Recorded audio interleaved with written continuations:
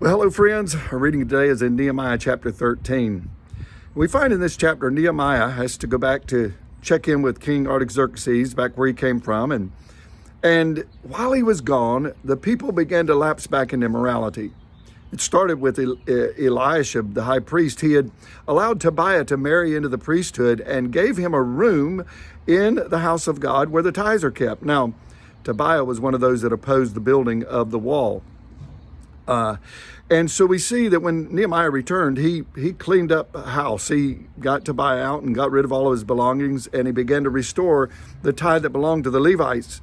And also, number two, they were buying and selling on the Sabbath, and he put guards up at the gate so they would not buy and sell on the Sabbath. And finally, they began to intermarry again with those wives around in other nations, and he again forbade that. That was forbidden by God. Well, anyway, the principle I think we see here is so important for us to be on guard, and especially, first of all, if you're a leader.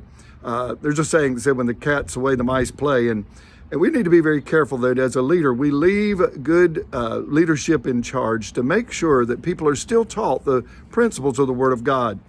Second, as a parent also, we need to, if you're going to leave your children with someone, we need to make sure that we leave them in good hands of people that are going to teach them and help them and guard over them just like you would.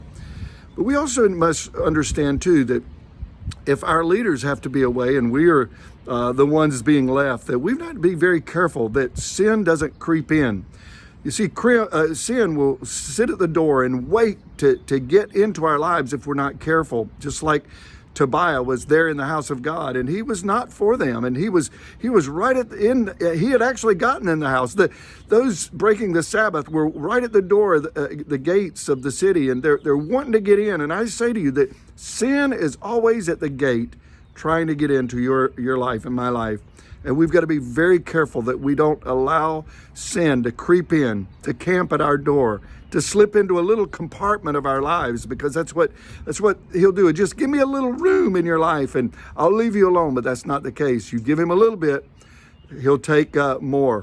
And so I encourage you, friends, always be careful to watch out for the sin that wants to creep in our life. Well, God bless you. Have a wonderful day. We'll see you again tomorrow. Bye-bye.